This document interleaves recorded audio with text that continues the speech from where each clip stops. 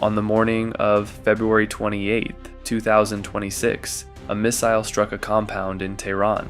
Inside that compound was Ayatollah Ali Khamenei, the 86-year-old supreme leader of Iran, the man who had held absolute power over the country for 36 years, the man who had outlasted 8 American presidents, who had crushed every protest movement that dared to challenge him, who had built one of the most powerful and feared security states in the world. He did not survive the strike. Iranian state media confirmed his death early on March 1st. رهبر و امام مسلمین حضرت آیت الله العظما سید علی حسینی خامنه‌ای در راه سربلندی حرم جمهوری اسلامی ایران شهد گوارای شهادت را نوشیدند و به ملکوت اعلی پیوستند. Announcing 40 days of national mourning. 4 members of his immediate family, his daughter, son-in-law, grandchild, and daughter-in-law, were killed alongside him. 7 senior defense and intelligence officials were also eliminated in the opening wave of strikes. Trump and Netanyahu confirmed it almost immediately. Iran's formerly supreme leader, Ayatollah Khamenei, is dead.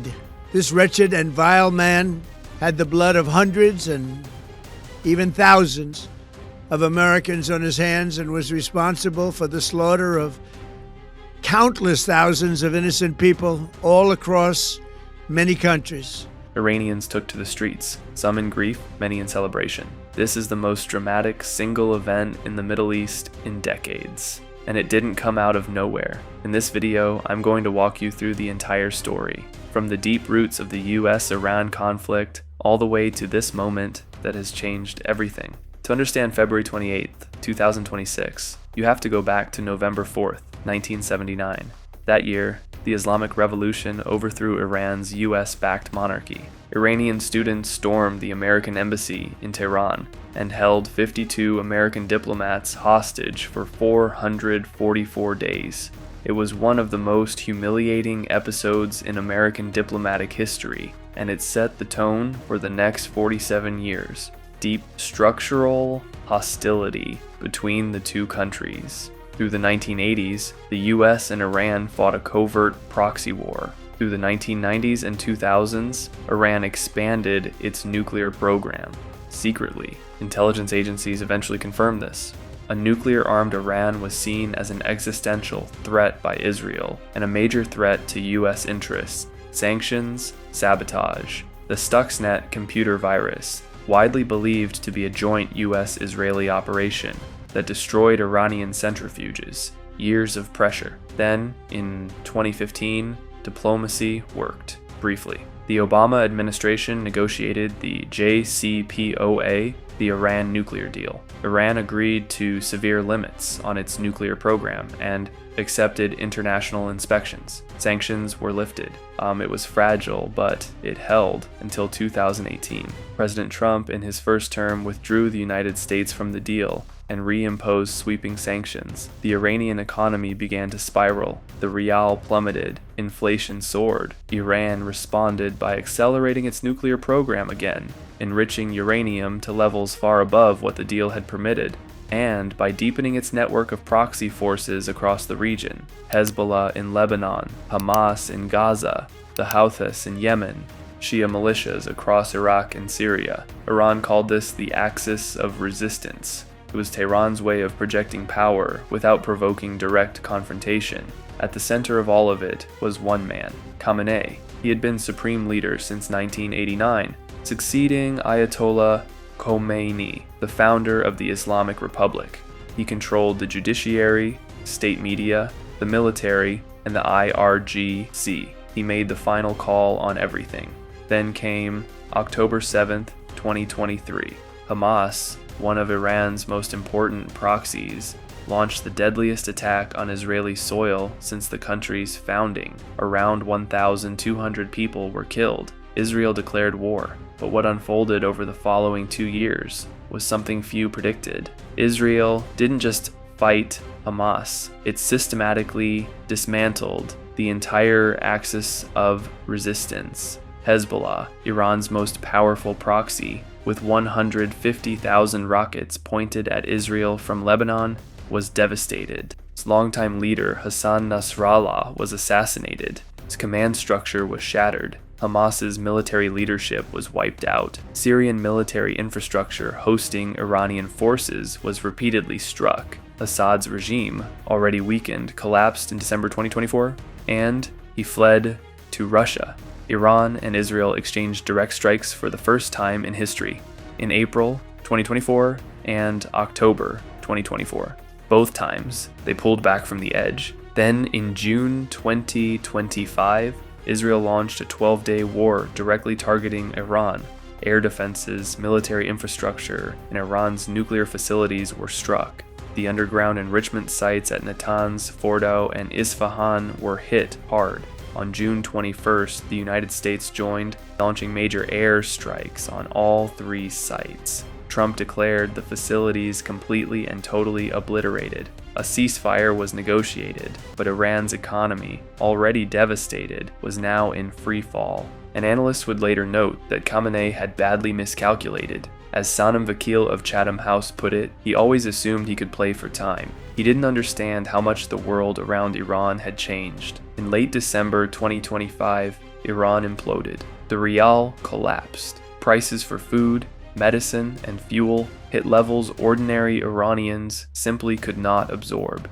This was the largest uprising since the 1979 revolution that created the Islamic Republic. Khamenei's response was merciless. On January 3rd, he publicly declared that rioters should be put in their place. On January 8th, security forces opened fire on protesters in the streets below.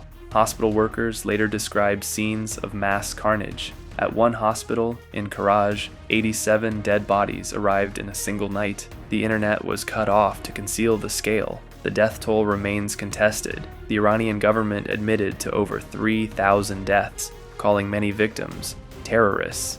Iran, international confirmed, 6,634. At least 51,000 people were arrested. The international community reacted with horror. The EU and Ukraine designated the IRGC a terrorist organization. Trump publicly sided with the protesters and began issuing stark warnings to Tehran. Trump made a decision. He would not just warn Iran, he would prepare to destroy it. The USS Abraham Lincoln and USS Gerald R. Ford carrier strike groups were deployed to the region. Air Force and Navy assets were positioned across the Gulf. General Dan Kane and senior military officials privately warned Trump about the risks of entanglement. Gulf state leaders, whose countries host U.S. bases and who knew they'd be retaliation targets, were deeply alarmed. But the hawks in Trump's orbit pushed for action. The clock ran out. Here's where the story becomes deeply complicated and deeply troubling. Even as the military buildup accelerated, quiet diplomacy was happening in parallel. Iran temporarily closed the Strait of Hormuz, through which roughly 20% of the world's oil passes, as a pressure tactic, but it also signaled real willingness to negotiate. On February 27th, one day before the strikes, Oman's Foreign Minister Badr al-Busaidi made a stunning announcement. He said a breakthrough had been reached. Iran had agreed to never stockpile enriched uranium, to submit to full IAEA inspections, and to irreversibly downgrade its existing enriched uranium stockpile. Peace, he said, was within reach. The next morning, the bombs fell anyway. Al-Busaidi was furious. Active and serious negotiations, he posted, have yet again been undermined. Iran's foreign ministry spokesperson said diplomacy had been betrayed for the second time in 9 months. Trump and his allies had claimed Iran had restarted its nuclear weapons program and was days away from a bomb. These claims were disputed by U.S. intelligence agencies, European governments, and international weapons monitors. But the strikes went forward regardless.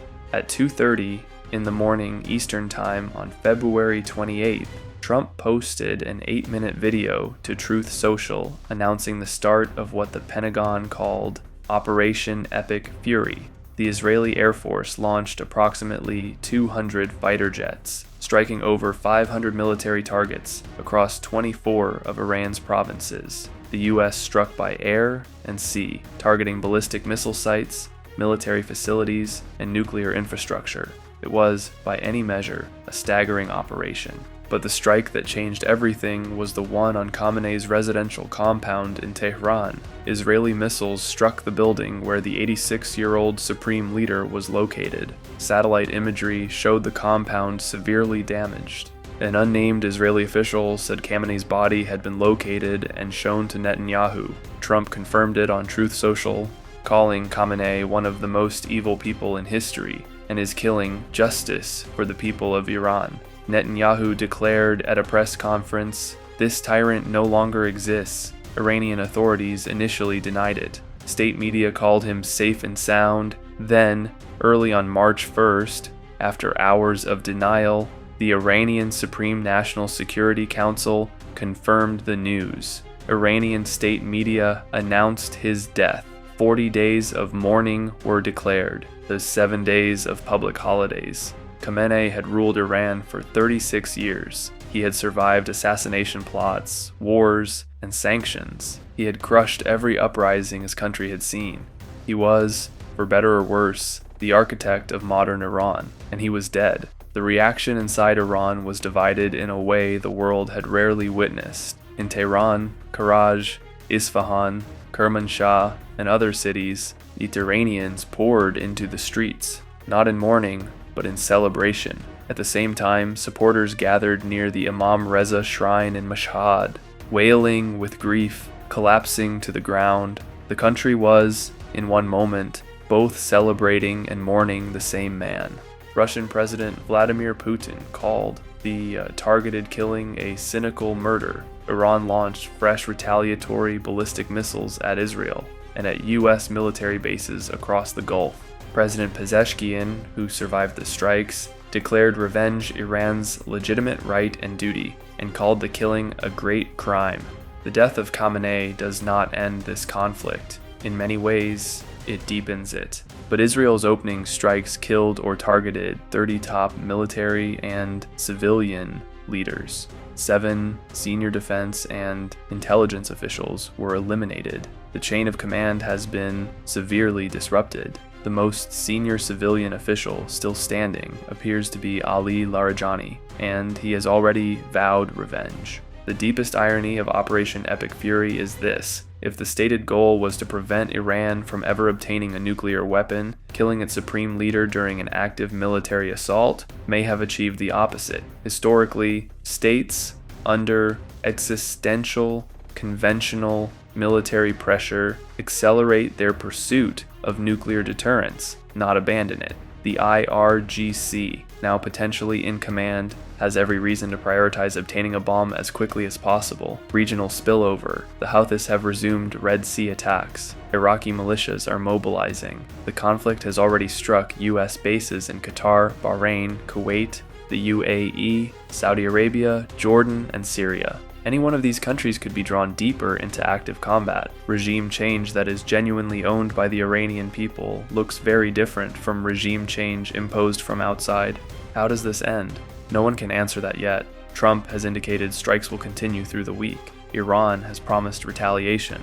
The Assembly of Experts will eventually name a new supreme leader, and if that person comes from the IRGC's hardline faction, as the CIA assessed was most likely, Iran may emerge from this crisis more hostile to the West, not less. 47 years ago, Ayatollah Khomeini launched a revolution that remade Iran and defined its relationship with the United States for generations. On February 28, 2026, his successor, the man who carried that revolution forward for 36 years, was killed by an American-backed Israeli missile. What comes next is genuinely unknown. The Islamic Republic may collapse. It may harden into something even more extreme. The Iranian people may seize this moment, or the IRGC may use it to consolidate power as never before. What we know is this: the world changed this week, and the decisions made in the days and weeks ahead